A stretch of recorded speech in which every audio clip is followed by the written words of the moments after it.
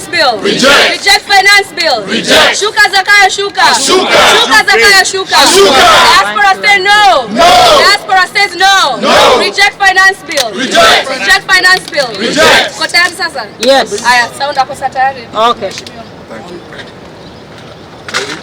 Reject finance bill. Reject. Reject finance bill. Reject. Shuka Zakaya Shuka. Shuka. Shuka Zakaya Shuka. Shuka. Shuka Zakaya Shuka. Shuka. Reject finance bill. Reject. Diaspora say no. No. Diaspora say no. No. Reject finance bill. Reject. Yes, thank you very much. Thank you very much, fellow Kenyans, and I'm so happy today. And much thank goes to the lady there who is hosting me. I feel so much privileged. What I want to say, I'll say it very briefly. Number one, God has blessed us in Kenya to have the younger generation who have taken the tasks of the country to another level. We would like those people to form an interim government immediately. We are not joking. Whether we reject finance bill or not, these people have not heard, and the only way they can hear, the only language they can hear is having an 18-year-old or a 20-year-old taking over as head of state. As the millennial generation, we are ready to step down. We are ready to step down so that we can let these young men and women take over and move on. The only thing that we need to do now is, after this, what next? So we should actually grow ourselves into a barrier, a buffer zone for these young people, give them direction. Because we are tired of hearing of the same elements since independence. If your father is not a member of parliament, you are. If you are not, your concubine or cockpit, as we call them there, are nominated. Kenyan government is rotten to the core. I ran for president and I got 2.8 million votes. They reduced my votes to almost 60,000. Both groups were stealing, but I really don't care about it. What I care about is your life and my life. If you get men and women here who are educated, what are you doing here, for example? How many universities are we having in the country, and how many infrastructures are being built to absorb students from the universities? Today you'll find cockroaches. Today you'll find the so-called leaders in the county level saying, oh, tunaenda, elected leaders, we are going to the president to ask for aid. That's why we are going there. You leave your political party that has elected you to go into another political party because you have been coerced. And do you know how much they are given? They are given 100,000. Alafu unakuta kwamba jamaa anakaa pale anasema, hey, what have you? Now Kenyans have got choir, praise and worship team. Praise and worship team ya Moses Wetangula. Praise and worship team comprises of those stupid MPs and MCS who are following him. And do you know how it happens? He gives them 100,000 each to go and donate. Then these guys, or MFs, let me use that word in short, whenever they go to a rally, they again steal from Ruto, from Wetangula to be doing what? We are tired with this people. Look at our economy. When I talked about with economics, these people called me a mad person.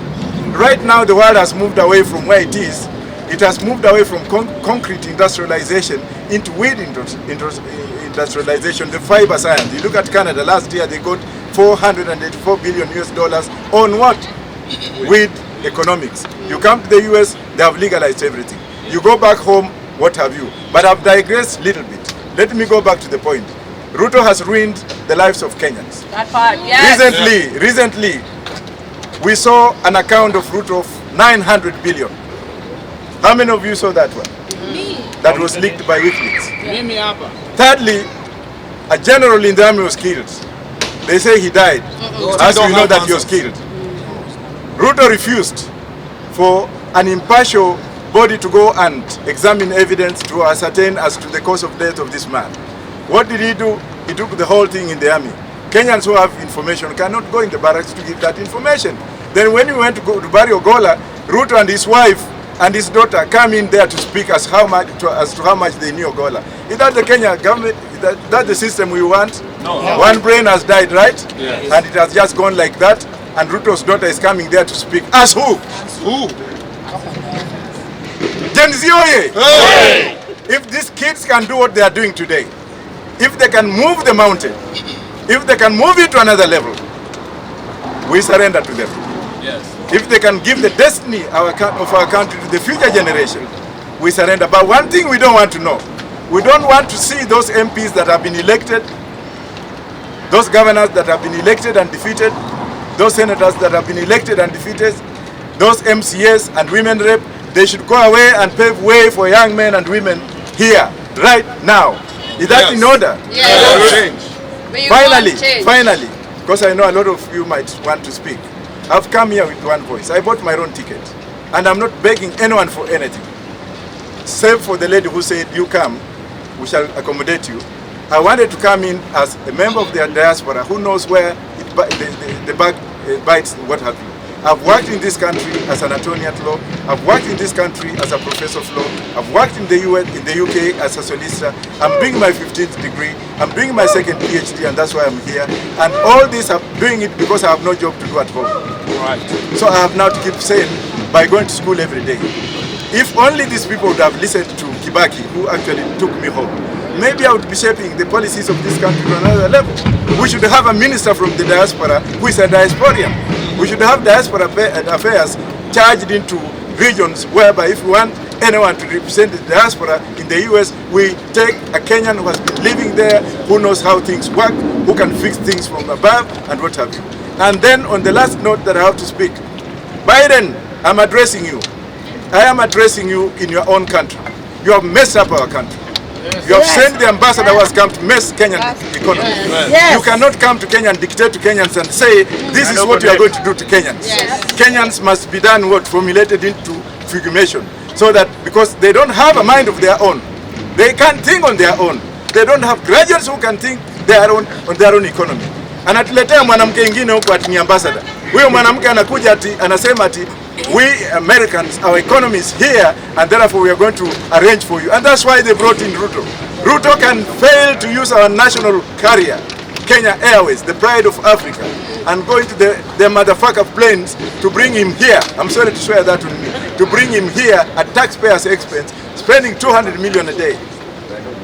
Yet we have our own national carrier. And then some politicians there go and say, Kenya Airways is very dirty. That's actually on record.